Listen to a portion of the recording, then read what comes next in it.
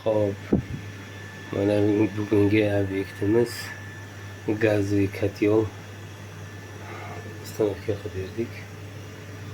Stabilizatori 60 gradusda hozir gazli reduktorlari bilan sirkulyatsiya nasos общий 2 etaj. Kimga shunaqa xizmatlar kerak bo'ladigan bo'lsa murojaat qilaverasizlar.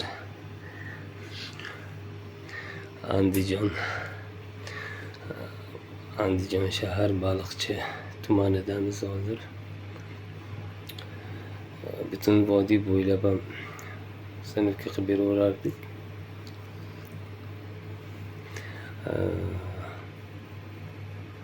Baliqchi, Chinobod, Andijon, Asaka, Sharixon farqi yo'q.